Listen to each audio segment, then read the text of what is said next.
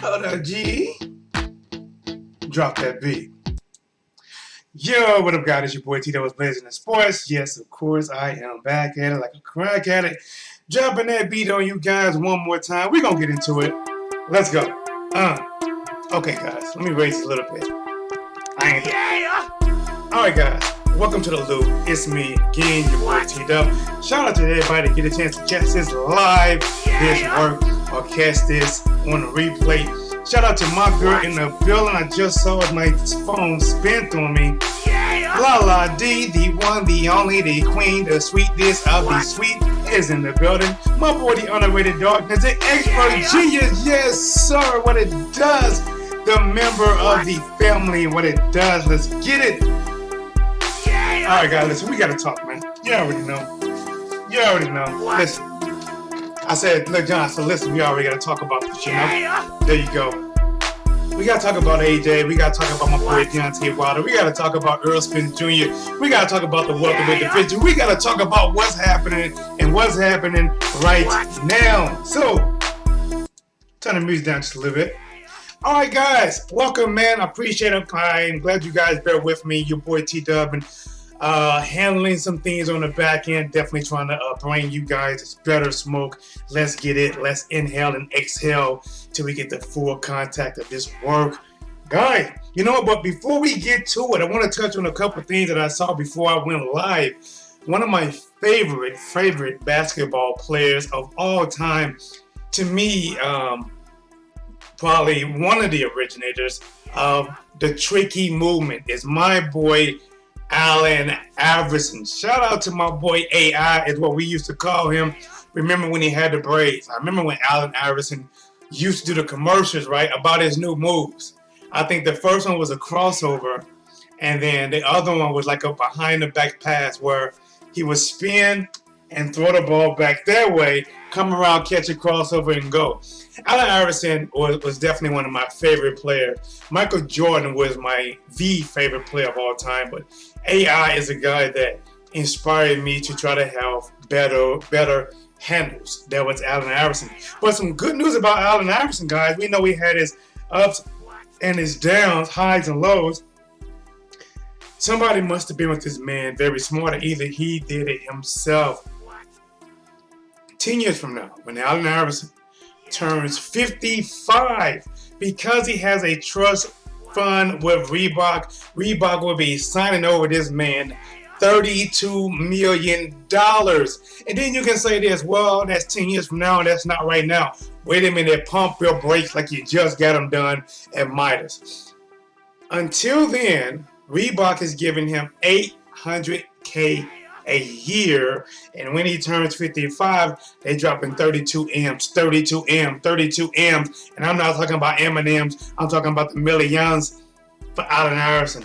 Listen, salute to that man making a smart investment when he was young that's going to pay off when he is way beyond his prime with the sport of boxing. Something else I saw, guys, I want to bring to your guys' attention. Ricky Hatton, right?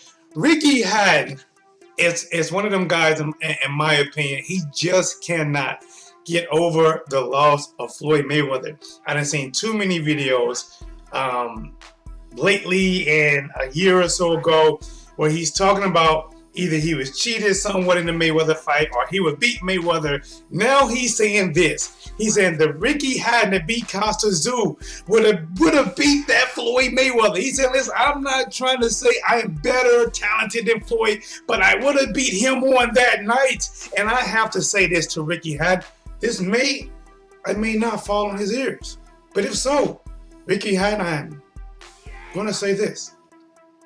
I don't think that night, last night, tonight, or 10 nights ago, you would have beat Floyd Mayweather. Listen, style makes fights, and his style is just not a style for you. His style styles on you.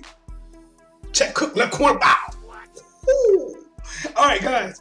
So let's get it. My boy, the expert genius member in the building says AI, aka the answer was my favorite player. Yeah, man.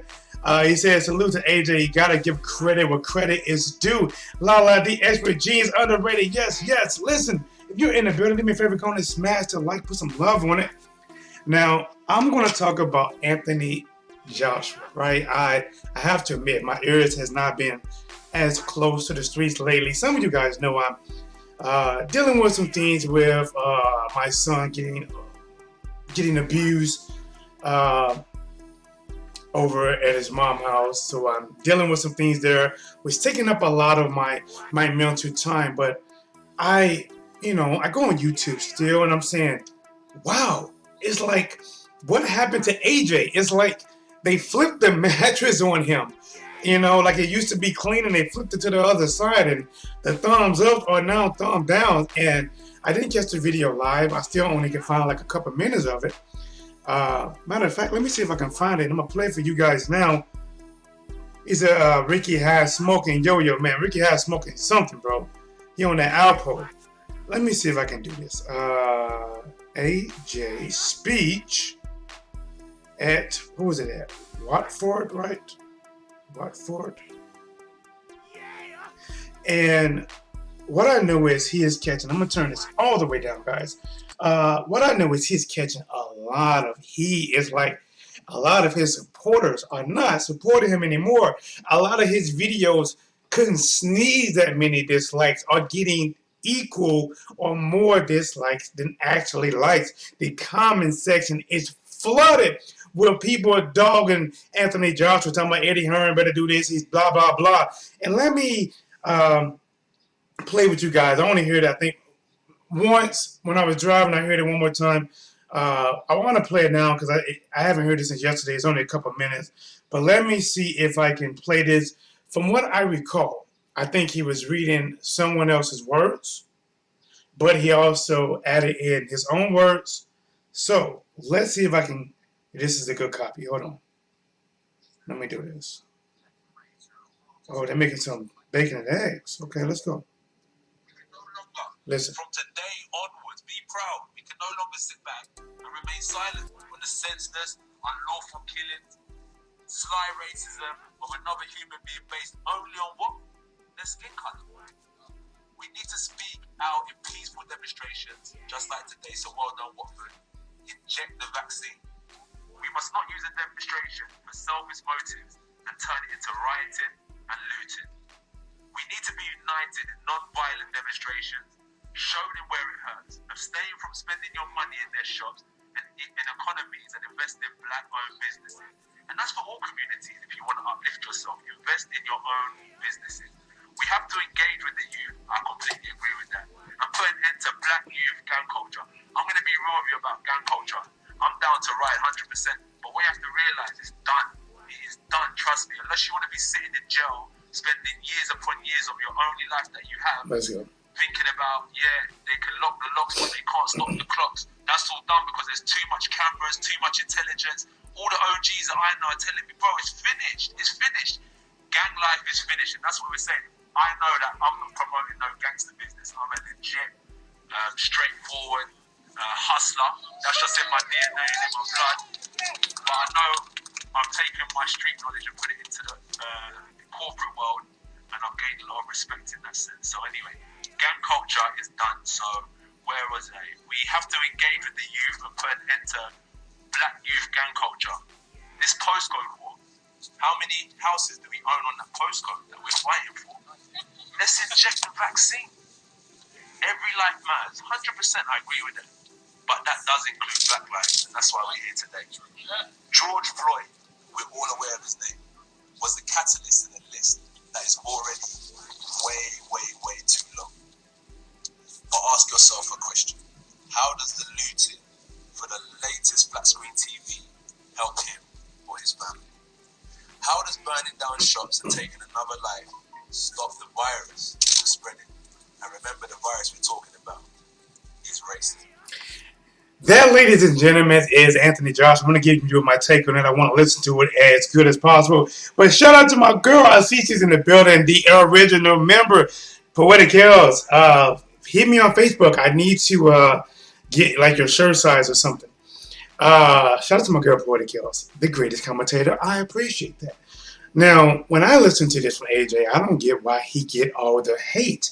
But let me tell you why I think he does get the hate from the people that are giving him the hate. This is just my personal, thought on my mind. Is it depends on who your fans are originally. It depends on why they support you originally. Now, for an example, if T Dub had millions, let's just say Mexican fans, right? Let's say I have millions of Mexican fans. And then one day I come out and I make a stand against Mexican fans or something that could benefit or against something that they're doing that's harmful that are Mexican fans. Well, those same Mexican fans that might support me then might change and not support me as much because I am saying something that either disagrees with what they agree with or basically just goes against them or some shape, form, or fashion. They say, how come Deontay, let me turn this down something. They said, how come Deontay Wilder isn't getting the same hate? Listen, Deontay Wilder put out a powerful speech. It wasn't even a speech. It was like a rhythm poem. It was felt like the one thing that I admire by Deontay Wilder. He just don't say words. He said where you can feel it, to this day. And, if just listening to it and what he said, I had to applaud. And, I think, he delivered it well. It was well done. And we got the point, we got the picture. But you know what? He has more likes than dislikes. Anthony Joshua's getting more dislikes than likes because Deontay Wilder, I believe his core fans still back and support whatever he says. But Joshua core fans doesn't match, I don't believe, the same type of core fans that support Deontay Wilder. So when Deontay Wilder comes out and he make a speech about, listen, basically, Black Lives Matter. We've been in this country, been enslaved for 400 years. We fought just to be equal to you guys. And he says so much that I might need to let you guys listen to that Deontay Wilder. I don't want to get flagged for it, because I don't want to say things he didn't say. Even though I heard it about 3 or 4 times, I can't quote it. I'm just not good with lyrics, but it was so powerful, the meaning behind it. And Anthony Joshua is just getting shitted on. But here's what I got to say. I think whoever's shitting on him right now is just they just want to. Because he is not being, quote unquote, a Terry Crews type of guy or somebody who just, see, a lot of people want Anthony Joshua just to remain silent. Just shut up. Go in there, fight, get millions, shut up. But Anthony Joshua, even though I give him grief, I've gave him grief before. Typically, his grief with me is 99% revolving around him really wanting to fight Deontay Wilder, catching him up in things that he said at one point and then saying something completely different another point. I said it many times. I had nothing personal against Anthony Joshua. I actually think he is a good fighter. I give him credit. See, I'm not one of those guys that's just going to tear Anthony Joshua down as a fighter, as a person. One is very dumb because if my fighter ever fights this guy, I didn't took the credit that my fighter would ever got by calling this guy a bum, which he is not. He is a good fighter. But Anthony Joshua is like, listen, man, no matter what, I'm black. Now, I don't think Anthony Joshua would ever be in a position that George Floyd is or was in, but he realizes that he don't want anyone to suffer, even though he has a privilege and a status and a wealth that should prevent him at a higher rate to not get in what George get in. He felt the need to speak up about it. Even though all of them words wasn't his words, he felt the need. And a lot of people getting on him about saying this. We should support black-owned businesses. Then he said everybody should support their business, And let me just give you my thoughts off top. And I'm going to jump right back into the chat about that. I get what he's saying. Listen, one, it's a shame that it's not really that many, in my opinion, black-owned businesses that stick out like that, especially major black-owned businesses. A lot of them might be small. Sometimes they might even have to charge more than the competition because they're small and have to pay a higher premium for the goods they want to sell. But I get what he's saying. Listen, this is just from my experience. Could be true, could be not. But in a Mexican community, they support each other. A matter of fact, they support each other so much that some of them come over here, work, take the money, and send it back to a different country to support their family and friends back there. Or they support themselves over here. Italians support Italian. Everybody supports the community. So I really don't see nothing wrong with, if you live in this community and there's black businesses in the community, support them. But in my opinion, there's just not that many. And I'm about to be so real right here. Some of you guys gonna feel it, some of you not. But to be honest, it's gonna be true. From my experience, a lot of times black people don't want to support black people. That's just what it is. We hate more than love. We turn our backs more than reach out for a hug. We are more jealous than happy when one of us comes up. It is true on this YouTube platform. The only hate I get on here, the only people that want to tear me down, they're not white, they're not Mexican, they're not Chinese. They're not even the UK who come to battle me. It's black Americans. For some reason, over years, it has been beaten us to look at each other as the competition. Our measure a lot of times is not what we can do against someone else, is what can we do against, am I better than that black man? That's a competition. For an example, I'm going to get back to this box. I got to get back to this box. When I ride down the street, right, let's say I'm in North County, St. Louis, and let's say I cut off somebody cut me off, right? If it's a black man, he looks at me like he wants to kill me. But if it's a typical white person cut him off, it's okay. We don't value each other. We don't value each other. We don't value each other's businesses. A lot of times we don't want to see each other succeed, and that is a mindset that we need to change, in my opinion. This is not my line of expertise. It's boxing. I'm just giving you guys my thoughts on it. A lot of times we don't trust each other. We can have Ray Ray's beauty supply right here, but we won't go to it. But we'll go to the Asian one because we feel that they have better quality. We trust them better.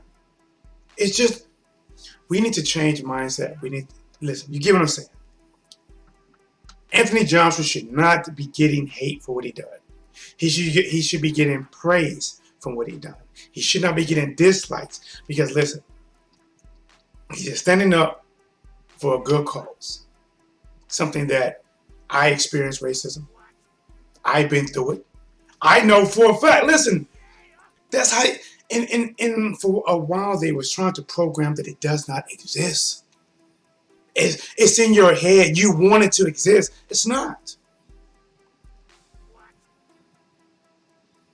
Me speaking from a black man, when I used to drive my car, because I got harassed so much that when the police pull beside me or pull behind me, not the lights on, just beside me, behind me, I'm instantly, because I'm like, I don't want them just to mess with me.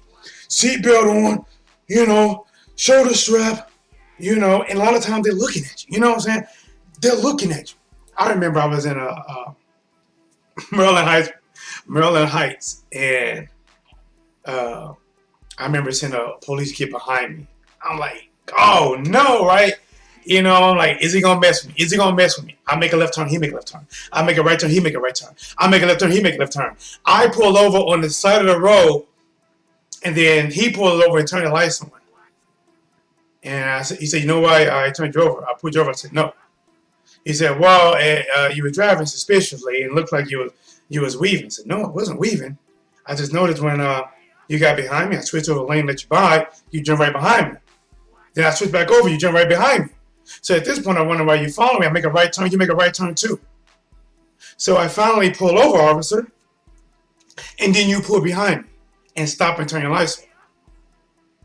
And now you ask me for my insurance, registration, and license, most likely try to run and see if I got any kind of warrants to justify you stopping me.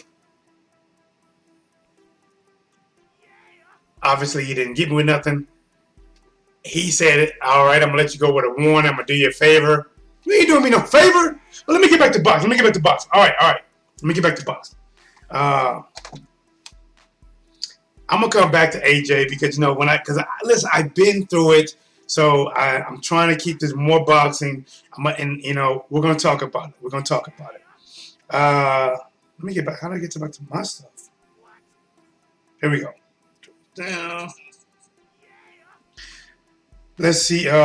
We were taught to hate ourselves but love their wealth. Bro, like I'm saying, man, it's true.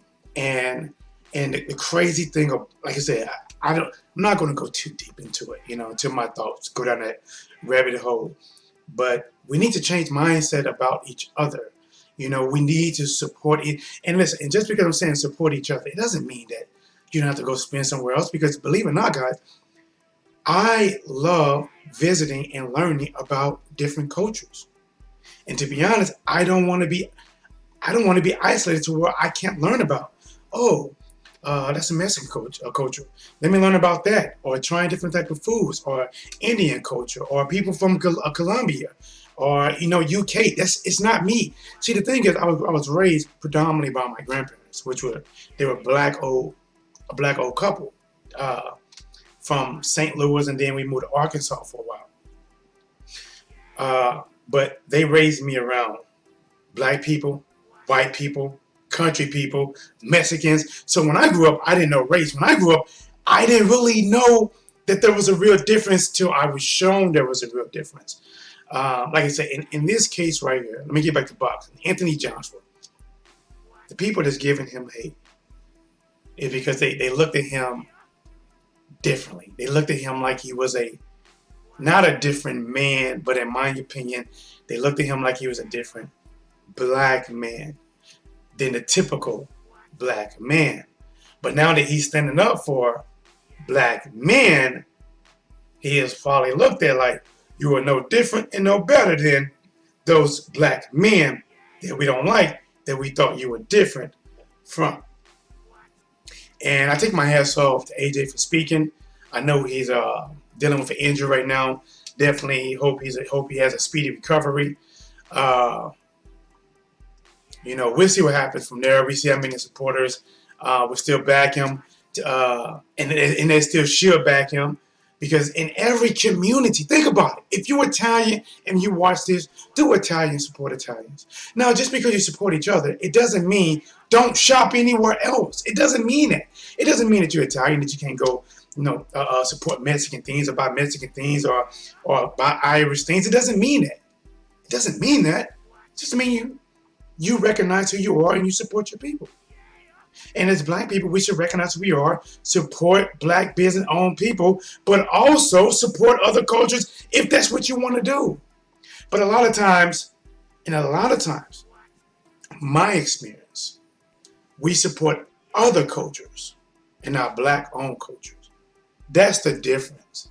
That's the real difference, in my opinion, is that we will support whatever other culture because we value it as being better than our own culture.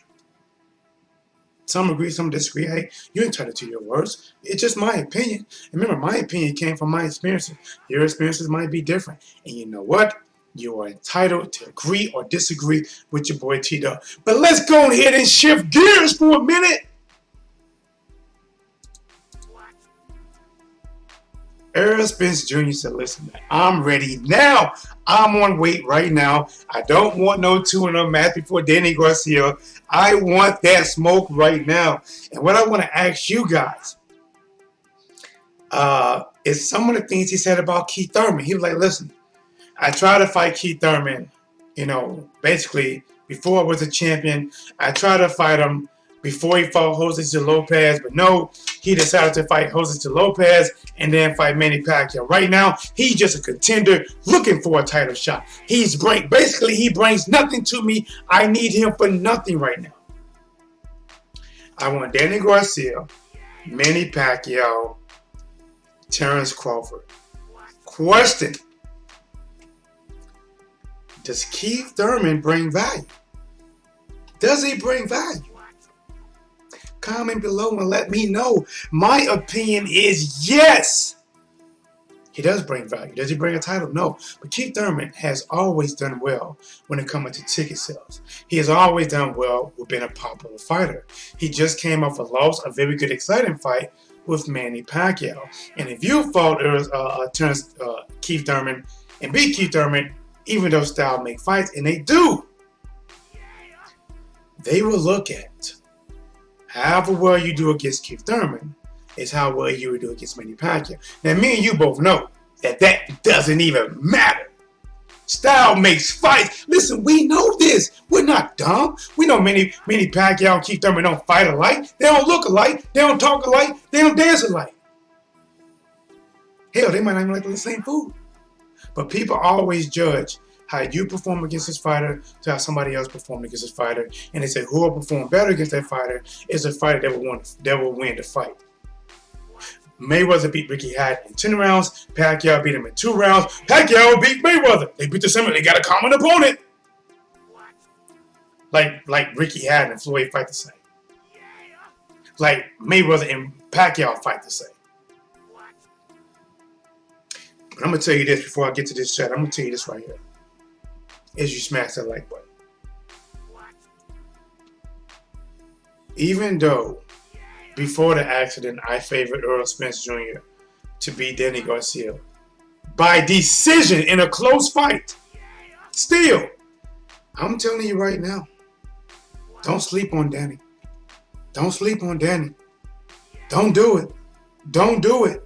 Don't take no Z-Quil, night pill. Don't do it. Don't take a 5-hour energy and then try to watch them 5 hours later when you're crashing. Don't do it. Don't sleep on them. Errol Spence Jr. and Danny Garcia could be a damn entertaining fight. And people look at Errol Spence Jr. like, listen, man, I saw the performance that he put on against Sean Porter. He wasn't that impressive. Some people thought Sean Porter won. Some people thought he only won because he got the knockdown. I'm going to say this, and all of those could be true. I thought it was a damn good fight. I thought the knockdown made a difference in the Sean Porter fight. But I believe Errol Spence Jr. fought him in a certain style. When Errol Spence Jr. fought Mikey Garcia, he boxed, used distance, well, engaged when he wanted to. When he fought Sean Porter in a dog type of fight. I think he had these mentalities. When he fight people and he has his mindset on how he wants to beat them, he goes out there and tries to pull that off. People say he couldn't outbox Mikey. Mikey's too small, so he went out there and outboxed Mikey. They said he couldn't outbox Sean Porter. Sean Porter is a pit bull, just in a human form, and he went out there and brawled with the pit bull. But when he fight Danny Garcia, see, even though he boxed against Mikey and he brawled against Sean Porter, I don't think Errol Spence Jr. is fleet on his feet. Basically saying he's not a guy that's going to be changing styles and angles really quick. He's not. He can establish distance and he can close distance. But he's not a guy that's going to be doing a lot of turning like Floyd Mayweather, or if Canelo's in retreat mode, using angles and moving side to side, or Terrence Crawford. I don't think he's going to do that. Which means I think him and Danny are going to be a lot more hitting space. Both of these guys are big punches. And I'm telling you right now, I think Danny Garcia got a damn good chin. And I don't know if Errol can knock him out. Can he? Yes. But will it happen? I don't know. You know, I'm telling you, that is a clash not to sleep on. It's a damn good fight. I hope we do great numbers. Not sure how they're going to do it. Let me jump back to the chat real quick, guys. Let me put my girl out real quick. Let's do it. What? Yeah. Expert Genius. Okay. Here we go. What? Virginia says, no hate, just speaking facts. Spence still a beat, though. Spence still a beat, though.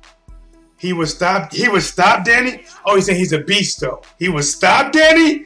Woo-wee! I don't know about that, my man. I don't know if he's going to stop Danny, man. Danny can't get hit. See, I think Danny gets outboxed. I haven't really seen him get beat by brutal force. I've seen him get outboxed. When Sean Porter fought Danny Garcia, he utilized a lot of more sticking and moving and angles. When Keith Thurman fought Danny Garcia, he utilized a lot of sticking and moving and angles. I don't believe Errol Spence Jr., I don't think he uses that style. Not saying that he can't learn it or do it, but I don't think he uses that style, and I don't think if he just throw it right now, it'd be as effective as if he practiced all the time. I don't think he stops Danny. I think he can beat Danny. I think he can beat Danny. I don't think he can stop Danny. And I'm telling you right now, this fight is going to be bombs away, but it's going to be more calculated. It's not going to be Sean Porter versus Errol Spence Jr. because in that fight, it got a little bit wild sometimes. That was a dog fight that nobody really was caring about defense. They was boom, boom, boom, boom, boom, boom, boom, boom, boom, boom. Danny Garcia is a counterpuncher for the most part. He's a counterpuncher, and he has really good timing.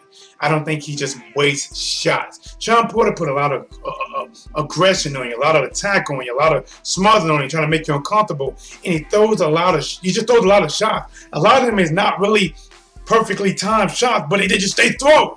If they get through, they can do damage, but he just Danny's more about timing. I even believe Errol Spence Jr. is more about timing as well. Utilize a good jab, damn good attack to the body, and damn good power. Danny Garcia versus Errol Spence Jr. I don't think it's official yet, but it needs to be. Danny Garcia said he don't want to hear no excuses about the accident if he fights him next. Errol Spence Jr. said, you ain't getting no excuses from me. I don't want no tune-up fight. Listen, even though T-Dub was blazing the sports himself, the man that is back at it like a crack addict, giving you bumps and giggles. This work. I even stated, you know what? He should have had a tune-up fight and then come back and fight one of these guys. But because of this whole COVID-19, he's getting extended time off that, in my opinion, if he can get fight level sparring, and I'm not talking about just leading up 8 weeks, 10 weeks before the fight. I'm talking about having like a small camp already. Even though you can fight, treat it like you're having a smaller camp. Do it in, bring in some tough young guns or some very old veterans that's going to push you and get fight ready. Put the 12-ounce gloves on, put the 12-ounce gloves on and go at it. 10-ounce, go at it. Then get off, take a few weeks off, come back. But let's go. Oh, in the building, the Queen, Sierra F, what it does. She's back in the building. I like that. Read a comment before, no hate comment. But at the same time, they brought nothing to the table. At that time, Spence claim to fame was Floyd bringing up his name. Thurman is a unified champion. Spence was still his prospect / contender. You know what, bro, listen, I personally think that Keith Thurman brings value. I think Keith Thurman versus anybody is a good fight. I don't want to see him versus Manny Pacquiao right back because I already seen it. I'm not really clamoring for that. But I think a Keith Thurman versus Terrence Crawford, hell of a fight. Keith Thurman versus Errol Spence Jr., hell of a fight. Matter of fact, Keith Thurman versus Errol Spence Jr., in my opinion, is actually a better fight than Danny Garcia versus Errol Spence Jr. because of the back and forth. Because they already, man, you ain't nothing. I called you out. You ain't do this. Listen, Errol Spence Jr. can talk his game. Keith Thurman has a mouthpiece. He can talk his game. Keith Thurman versus Errol Spence Jr. could be a better fight, a better lead-up than Danny Garcia versus Errol Spence Jr. And remember, I think Danny Garcia versus Errol Spence Jr. would be a good fight. I think Keith Thurman versus Errol Spence Jr. would be a good lead up to a good fight. That's just me. Listen, Keith Thurman hurt himself when he hurt himself. When he got hurt and then stayed away from the sport for, close to 2 years, I'm not sure. That's what hurt him. Hey, listen, you guys want to work? Here. My bad. You guys want to get on some of this? In case you guys want to. Bam! Guys, listen, if you want to call in, give your thoughts on any one of these topics, you can call in now. Sierra F, Expert G, Lala D, anybody else in the building? 314-884-1013. That is 314-884-1013. You can find me in St. Louis. And let's talk about it. Let's get it. The Queen in the building. Sierra F in the building. All right. So, I got a little bit long. I'm taking a break from work. I'm working from home. I don't get too many breaks, but I got to give my people something. So, let's do this. Errol Spence Jr. Errol Spence Jr. is a dog. I give him full credit for wanting to take on a Danny Garcia with no tune-up. Listen to Errol Spence Jr. lineup. Listen to it. Oh, hold up. Here we go. Yo, you live with your boy T-Dub, who's calling, and let's talk about it. What's good, T-Dub, and everybody in the chat? It's your boy Expert G. Yes, sir, man. Let's talk to him. Hold on, let me plug this charger up. It gave me hold on, give me 1 second. It gave me a 5% notice. Let me plug it up real quick so we can cook. All right, champ. Hold on. Let me snap this in real quick. All right, let's get it, champ. So, what angle you want to talk about first, champ? Oh, we can talk about the welterweights, Let's get it. Hey, let's talk about what do you like, man? The Earl, the Danny, the Earl, the Keith. Let's talk about what you're talking about in the chat. Me, honestly, I like to see, because, I'm a Keith Thurman fan, I'm a Errol Spence fan, I'm a Terrence Crawford fan. I would like to see Errol Spence versus Keith Thurman to get this, back and forth and all this over and done with. Yeah. I do think that would be a better fight, and I only say that because Danny Garcia in his fight against Thurman and Porter, he don't, and I think he'll do this against Errol Spence. This is why I think Errol Spence will stop him. He don't. He let his hands go, but he doesn't let his hands go enough, and he relies on, like people say, Wilder relies on his right hand. Danny relies on that powerful left hook. I think it's timing and countering with Danny, but the thing is, the people that beat Danny, they didn't just come at Danny. Like Sean Porter, he was on a lot of sticking and moving. Terrence Crawford did a lot of sticking and moving. Danny Garcia kryptonite is I don't think he can do well with boxing. I think Terrence Crawford would probably pick Danny Garcia apart. But I think it'd be a better fight with Errol Spence Jr. and Danny than it was with Danny and Keith Thurman and Danny and Sean Porter. Because Earl is not going to try to move like that. He may use distance and a jab, but he's not going to be doing all that twisting and turning and that boxing mentality of just trying to touch you. Earl going to be trying to hurt him. And I think it's going to lead to opportunity for both of them guys to land some big shots to a big entertaining fight. I think Earl can hurt him because, remember, Keith Thurman fought Sean Porter and, injured himself, and then he fought Danny Garcia and re-injured himself, but early in the fight, he did hurt Danny. I thought he might have buzzed him. I have to go back and check that. He did. But you know what? That's around the time he hurt I think that's around the time he re-injured himself, so he switched up his tactics. But he did either hurt or buzz him. He did buzz him, but he had to pull back. Man, you know what? And one thing I do agree with you as well, you said about the Keith Thurman. Right before you called in, I said that I think that Keith Thurman, like you said, is a bigger fight because of the whole grudge. I called you out before I was the champ. You didn't give me a shot. And then when I was a champ, I tried to fight you when you first came back. You didn't fight me. And I think the build-up would be nice because Keith Thurman's a damn good talker. And the fight itself, I think, listen, that even though it's not a unification, just like Danny Garcia's not a unification, I think it would be a bigger fight. But I don't know. I think Errol just don't like him no more, man. What do you think?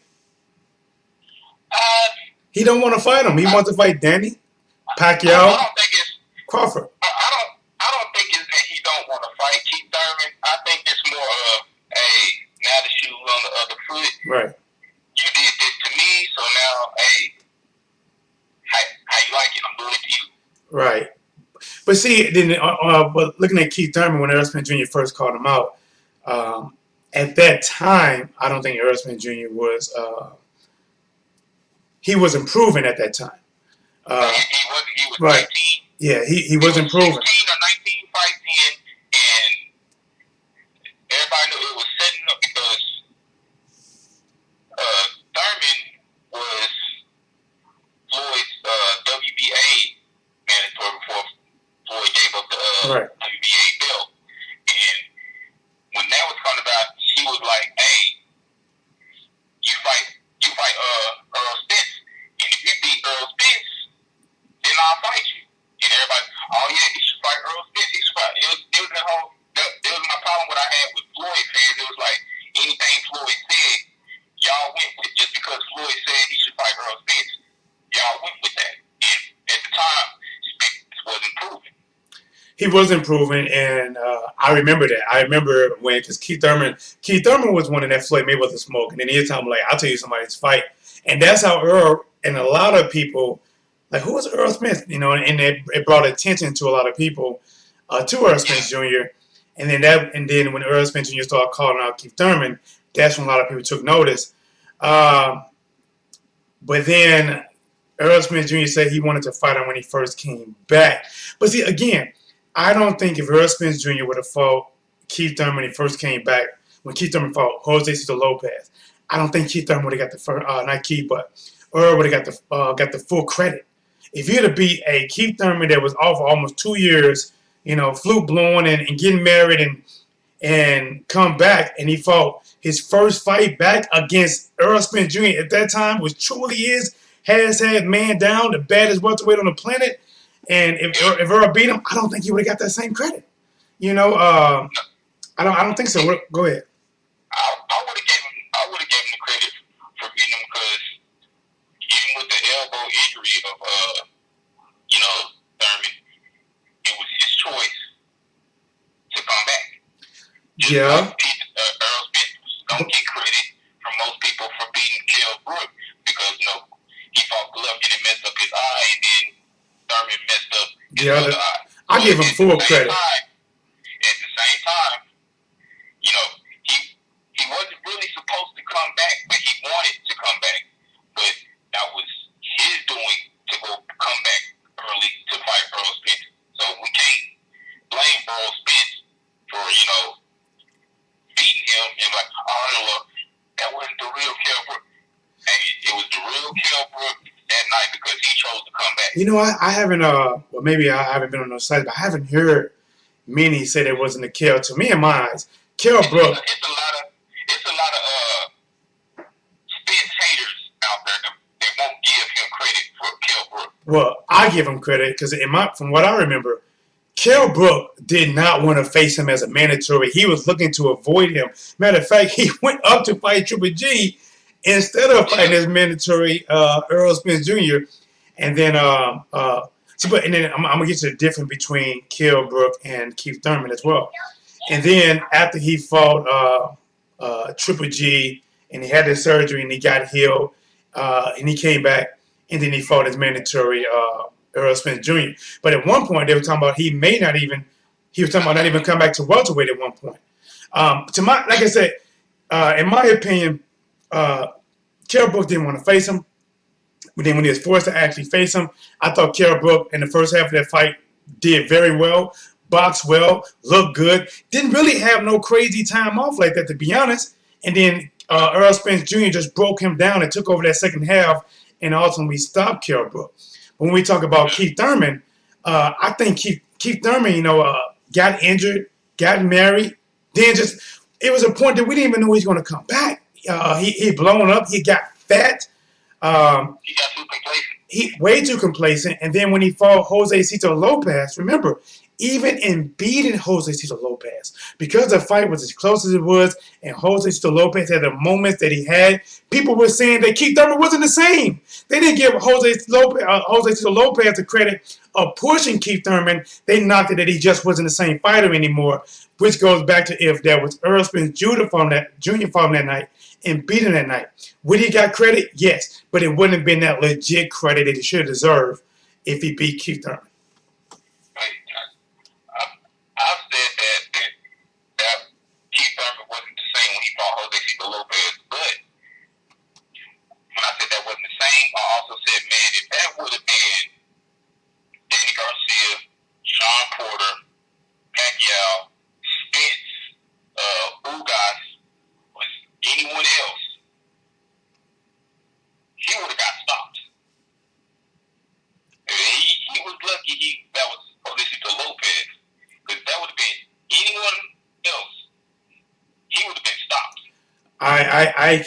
I definitely can see that happen. I believe that's what. Think about it. That's why Manny Pacquiao picked him next. Listen, people don't pick Manny Pacquiao, just like people don't pick Floyd Mayweather in fall. They pick you. And Pacquiao, he's been picking fighters, but they've been picking fighters that he felt was vulnerable that he can beat. Adrian Broner didn't let his hands go. Keith Thurman came back and struggled against Jose Cito Lopez, and then he got the next fight with Manny Pacquiao. I think Manny Pacquiao would have fought him that night. He'd have beat him worse than he won the first time around. Errol Spence Jr. would have stopped him. Sean Porter would have beat him. I mean, listen, it's a lot of fighters out there that would have put some hurt on Keith Thurman. Now, I do believe after that loss and the loss against Pacquiao that I don't know what Keith Thurman we're going to see, but I definitely believe he's going to come out and try to bring his 100% best. That's why I believe a fight with Keith Thurman with anybody right now would be a great fight. Keith Thurman against Terrence Crawford. Keith Thurman against Errol Spence Jr. All those are good fights. But let's go, man. Talk to the people. I think as a Keith Thurman fan, I think that loss to Pacquiao was the best thing for him because it looked like he got his hunger back. Yeah. The O is gone now. The O is gone. He's not having that. I got to protect it. And he lost. He really wanted to run that fight right back, but I think Pacquiao is probably going to either go into probably fight Mikey, because if he's not fighting, they said, who do you think he's going to fight next? Terrence Crawford or Mikey Garcia? What do you think? He's pushing for the Terrence Crawford fight. Crawford's pushing for that fight too, but I'll just see them two fighting each other next. Not with Bob Earl at the hands, because Bob Earl was the one that stopped it the first time. So he might not stop it now because it's Terrence Crawford, but I think he's just gonna, it's gonna be something that is gonna delay it. And man, like I just don't even really see why. Now, don't get me wrong. I would love for Terrence Crawford to get the opportunity and Pacquiao get the opportunity to unify. But the way that Pacquiao's been picking, I don't see why he wants Terrence Crawford unless he's looking at the first 5 rounds when Terrence Crawford fought Mean Machine, and he was looking at how Terrence Crawford was, having a little bit of a tough time those first 5 rounds, and arguably some people can say that he got dropped or didn't get dropped. Maybe that's what he's looking at. I don't know, man. I just see it's bigger fights for him to be made, but I guess we'll see what happens with that going forward. He got dropped. And I'm a Terrence Crawford fan for it. He got dropped. I don't care nobody say he got dropped, but he was fighting in a style to try to prove to people he can fight at that, which stop trying to fight to prove to people. Just do your thing. He got dropped. When I watched it in slow motion, he was hit, he was hurt. And if the guy would have just stepped back, I think Terrence Crawford gloves would have touched the ground, and it would have been considered a knockdown.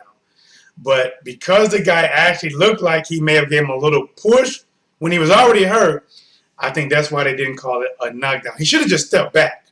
He should have just stepped back and let him fall. He wouldn't have fell on his face. Like I said, I think he would have, because he would have fell, caught himself with his gloves and stood back up, and it would have been called a knockdown. They would kind of aid and clean the gloves off and resume action. Either way, the fight would have still went the way the fight went. He made adjustments and ended up stopping Mean Machine. If Terence Crawford does fight Manny Pacquiao next, how do you see that going, man? How I see it going? Yeah, like I just didn't never think Manny Pacquiao will fight Terence Crawford. I just think Terence Crawford, like out of all the fights, that's probably the most nightmarish. I'm not saying that Pacquiao can't win it, but that is like the more complicated style for Manny Pacquiao to beat. Somebody who can move, switch left, switch right, counter punches, nice jab, think, make adjustments. I'm not saying he's a Floyd Mayweather, but he's Terence Crawford is definitely a high-level mental and physical fighter with great athletic abilities and can use them in the ring. To me, a Danny Garcia would have been a better option. Manny Garcia would have been a better option. Even Errol Spence Jr., even though Errol got the power to stop Manny. Errol has that power to stop Manny, but because Errol doesn't utilize like super speed and the foot moving back and forth and slickness, it would have made it more entertaining to see when Errol can actually catch him, or if he catch him, and how Manny reacts to that power. I see Crawford versus Pacquiao is the same way I see Crawford versus Ngannou. Now, I'm not saying Ngannou, is Pacquiao, but how that fight played out is the same way I see Crawford versus Stop. You say he's stopping him. Stop. I think he stopped him with a counter left hook to the body or something. Yes. You know what? With Manny Pacquiao, I don't know if Terence Crawford stops Manny. But see, Terence have that dog in him. I think Manny's going to have some opportunity, because when Terence get hit, he got that dog, and he's like, okay, I got to get my get back. Like when Mean Machine got him and Terence got up with that smile, he's like, I got to get my get back. And he went on getting that get back. I just think that he just have, right now, he has more boxing tools that he can utilize over Manny Pacquiao. Now, a young Manny Pacquiao, young Terence Crawford, hey, we have to see what just happens. But this Manny Pacquiao, even though he is great, good speed movement, still can get in there. That light. And the thing about Manny, it seems like he gets faster. He doesn't start out super fast now, but as the fight go on, I think his hand speeds improve a little bit. With Adrian Broner, he didn't look as fast. Around the fifth round, he's fast. Keith Thurman, actually caught Keith Thurman in the first round, which Keith Thurman made a mistake of going straight backwards. That Keith Thurman fight, what you said about Pacquiao, that doesn't ain't true, but in that Keith Thurman fight towards the later rounds, that dog came out of Thurman and was giving Pacquiao problems. I think that's why he wanted to run it back with Pacquiao. Bro, listen, that was a good fight, man. It was a back and forth action. I think Pacquiao, well, actually, Keith Thurman came out and was trying to stick to what he wanted to do, try to put pressure on Pacquiao. And then Pacquiao charged him. He was going backwards. A rookie mistake. Never go backward with your hand down, head up in the air. And Pacquiao caught up with him quicker. See, my old rule when I was taught in boxing is you can go faster forward than you can going backwards. Pacquiao caught up with him. Listen, if you're going back when you get hit, it's easier to knock you down. But then Keith Thurman came back, battled with him, caught Pacquiao with some good stuff, and then Pacquiao came back, caught Thurman, I think, to the body, kind of had him skirting a little bit. Then, bro, listen, that fight, it was a good fight, man. And I really don't want to see them running right back right now. But if they did fight, it would still be a good fight. I want to see Keith Thurman versus, honestly, I would love to see Errol Spence Jr. or possibly Terence Crawford. I really don't want to see a rematch with Keith Thurman and Danny Garcia. I think, honestly, he beats Danny again. Keith Thurman versus Sean Porter, I think that'll still be a good fight. Probably the winner would get another title shot or something like that. Yeah, I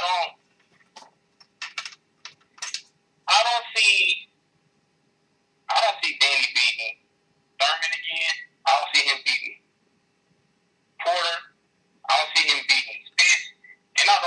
don't even see him beating Crawford, and I really don't see him beating Ugas. I think he beats Danny, man. Like, I think he's going to stick and move Danny just like he. Listen, Danny got good timing, and he has pretty decent power, and he counter punches, but he's patient with that shot. And the only way the scorecard would close the first fight is because, in my opinion, Keith Thurman gave away some of the rounds. If Keith Thurman just utilized sticking, sliding left, sliding right, using the jab, hitting him with the right hand, roll out to the right, I think he would outpoint Danny. Now, Sean Porter, that's a different monster. So listen, even if you say he win or lose, I still think they'd be good fights. Rematch with Sean Porter, good fight. Yeah, Terrence Crawford against Keith Thurman, good fight. Listen, I mean, bro, like stylistically, what they bring to the table, the way that they match, I think it's a good fight. Ugas, nobody really want to fight Ugas because he's going to give you trouble. He's a big welterweight, big powerful welterweight. Only thing I don't like about Ugas, he don't change gear. He is one gear. He set the cruise control, and that's how he's going to fight. He's going to catch some shots, counter two to the body, catch some shots. But it was effective with Sean Porter, and like I say, he's a good fighter, and I see why they're going to avoid him, even though he should get his shots. I actually thought he beat Porter.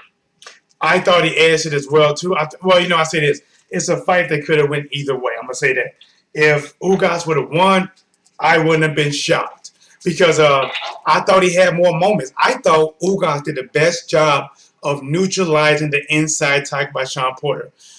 When Sean Porter came inside, I thought Ugas caught a lot of those shots, and in return fire, he did very well. I thought, I could see him edging it out, but they gave it to the champion at that time, and it is what it is.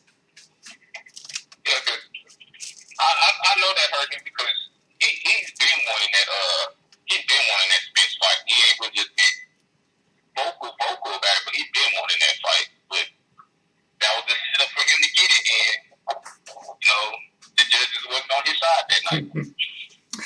All right, man. I'm gonna give you the last word. Just give me a minute on AJ's situation and Wilder's in the whole the movement with the restarted movement of Black Lives Matter revolving around George Floyd, and give me a minute on Errol Spence Jr. in the welterweight division. Well, they're probably less than me. I don't know, but whatever you need, up to a minute or less. Well, with AJ and Wilder, like I said earlier, reason why Wilder isn't getting any hate, for his form he did, is because he's been getting hate till this day. They turned that into a meme hating on him, and AJ, reason why he's getting hate is because the people that's hating on him now was never really his fans to begin with. To me, go ahead, finish up, champ. No, go ahead. I don't want to break your thought. Go ahead. Like you said, I gave AJ hell for the decisions he was making and the way he was moving. But like I said, as a person, he seems like a stand-up guy, and I applaud both of these kings, standing up for what they believe in, and I applaud AJ again for standing on his square and replying to the people that was coming at him. And with Errol Spence, hey, he ready. He put the welterweight division on notice. He's the number one guy in the division. Hey, the division runs through him. Hey, he put y'all on notice. What y'all gonna do? There it is. That's my boy, the expert gene. Hey, before you go, give me 5 more seconds. Let them know how can they find you, my dude. Hey, y'all can find me on Instagram at C.3. And y'all can find me here on YouTube at expertgenius.com. That's it, man. Check out my boy, the expert genius. Good content, man. He stayed on the head of haters and also respond to them. So let me give you guys my last thoughts on this as well. Listen, I applaud Anthony Joshua for coming out and saying what he said. I think people taking what he said a different way because they just want to take it that way. I think, like I said before, they looked at Anthony Joshua as being different. Not a different person, but different from what they considered the normal black man. Like I got people at my job who are considered different. Like I consider myself just a normal black man. Then there's people at my job like, oh yes, oh anything you want. Oh, okay, yes, I'm not like them guys. And I think they kind of looked at him like that. And not all his fans, but the ones that turned against him now, because he didn't really say anything harmful. Anthony Johnson said, listen, I'm not against, I'm not for gangs. He said, I'm not for looting. I'm not for rioting. I'm not for stealing for your personal gain off another man's death. He said, listen, support your community. My thing is never just come out and support your community when somebody get killed. Support your community when nobody's dead. Support them. And he said for everyone to support their communities. But yet they're getting backlash, getting hate. They're trying to do to him what's physically trying to do to his career. They're trying to cripple him. Right now he has an injury and he got some crutches. They're trying to put his career on crutches, and I just don't think that's right. Do I disagree with some of his things and action, the way he handled some things and the way I thought he was fun and didn't really want to fight at times and just basically just talking smack? Yeah, but as a person, never hated the man. I picked him to lose, I believe, in an actual fight that was made. I picked him to lose against Klitschko because I thought he was still green enough. Even though Klitschko come off a 2-year loss, that Klitschko might can edge it. It was a good fight. He won. Dynamic uppercut. Deontay Wilder, listen, like I said, just like Esper Jr. said, his supporters, let me start at the beginning. He said, listen, he's been getting hate. He's been getting hate, and it's crazy how it happened. They laugh at things he say. And now you hear what he say about my people have been suffering for 400 years to this day. Now you get what he's talking about, guys. And I'm going to be real quick at this, but a lot of people make a lot of excuses. When we're talking about George Floyd, when somebody came out and says, well, he had COVID-19. I heard he had COVID-19. It doesn't matter if the man tested positive for COVID-19 or he didn't test positive for COVID-19. The actions that displayed that day was not justified or warrant to what happened. You're looking for excuses. It's crazy how you want to say the man had COVID-19 to justify for what happened to him. In my opinion, his murder. You want to bring up his past to justify what happened to him. But you wouldn't want to happen to you. He could have infected somebody with COVID-19. He had 3 oldies coupons expired that he didn't use. You're finding excuses. Stop looking. Stop looking. And we know why you're looking for excuses.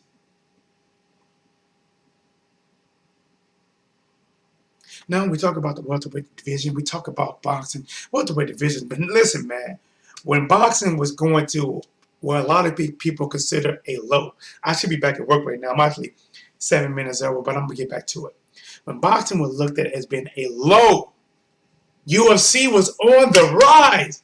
People was writing and talking that boxing is dead, boxing is dead, boxing is dead. The heavyweight division was nowhere to be found. Binoculars couldn't get you nowhere close. You can have a microscope, you're not seeing. Wasn't there. In the welterweight division, led by Floyd Mayweather at the time, and then the hunger to find somebody to beat this man. See, it's like Floyd Mayweather. Floyd Mayweather got a lot of hate, just like Deontay Wilder gets a lot of hate. And somebody, I can't remember who said it. Gosh, I can't remember who said it. But when they said it, I like that. It's exactly right. There are more people that are happy to see Deontay Wilder lose than they were to see Tyson Fury win. That says a lot. But the welterweight division has been hot for a long time, even when boxing was going through a little bit drought, and it's still blazing hot. We still have a great group of crop of fighters. Boxing is back. If I'm not wrong, I think, do we have Shakur Stevenson fighting tonight? I haven't went live in so long that the commentating, I might even go live tonight. And, just to kick off the cobwebs, if he's actually fighting tonight. Shakur Stevenson, young fighter. People are trying to compare him to be the next Floyd Mayweather. We shall see. But until then, thank you guys for coming. I hope you subscribe to the channel. I hope you like what you heard. Stay tuned for more. This is your boy T-Dub, and as always, here is what's blazing in sports. Let's go. What? Yeah. There it is. I'm back in the gym. Just to let y'all know. Hey, this is some outro talk. Back in the gym, trying to trim the fat. Harder than I think it is. Harder than what it used to be. When I was in my 20s, I was able to cut that fat easy. When I just turned 30, I was still cutting that fat. I ain't 40 yet, but I'm having trouble. But I'm out. Oh, in the building, my boy says Stevenson is fighting tonight. Expert G's in the building. What? 2 logs on the fire just to keep that blaze burning. Let's get it. Listen, What? let me turn it down a little bit. For one, I'm catching that fight. I haven't seen live boxing in a while. What? I gotta go live. I gotta look at the court, see who's on the court. I might not go live for the whole court, but maybe for the co-main event and the main event. I gotta get the cobwebs out. I gotta get it going. Boxing is back. Boxing is back. Boxing is back. Let's get it. T-Dub. What's blazing? Expert Genius. The Queen, Porter Carol. I'm out.